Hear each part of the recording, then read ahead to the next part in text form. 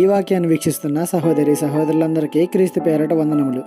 ఈరోజు వాక్యం ద్వారా దేవుడు మనతో చెప్తున్న మాట: పేదలకును తల్లిదండ్రులు లేని వారికి న్యాయం తీర్చుడి, శ్రమగల వారికి దీనులకును న్యాయం తీర్చుడి.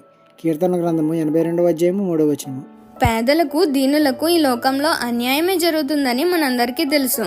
ఉదాహరణకు ఒక యాక్సిడెంట్ అయిందనుకో, అందులో చిన్నవాడిది తప్పు లేకపోయినా తప్పు పెద్దవాడిదే అయినా సరే లోకం తీర్పు ఎలా ఉంటుంది ఒకసారి ఆలోచించండి. లేనివాడిది తప్పు అంటారు కదా, కానీ బైబిల్ ఇలా చేయమని చెప్పడం లేదు. పేదలు, తల్లిదండ్రులు లేనివారు, శ్రమలలో ఉన్నవారు, దీనులు, వీరికి న్యాయం తీర్చమంటుంది. ఇలాంటి వారికి మనం ఎలా న్యాయం తీరుస్తాం అనుకోవచ్చు. సందర్భాలు వచ్చినప్పుడు దీనిని తప్పు లేకపోతే వాడికి సపోర్ట్ చేయండి, వాడిని గెలిపించండి. యేసయ్య కూడా దీనులమైన మన చెంతకు వచ్చారు, మనకు సహాయం చేశారు. అంతేకాని సంపన్నుల యొద్దకు వెళ్ళలేదు, వారికి వత్తాసు పలకలేదని గుర్తుపెట్టుకోండి. మనం కూడా మారదాం. ఉన్నవాడికి ఒకలా, లేనివాడికి ఒకలా న్యాయం తీర్చడం ఆపుదాం. వీలైతే అందరినీ ఒకేలా చూద్దాం, దీనులకు సహాయం చేద్దాం. ఈ చిన్న సువార్త పరిచర్యలో మీ సహోదరులు. God bless you. ఆమేన్.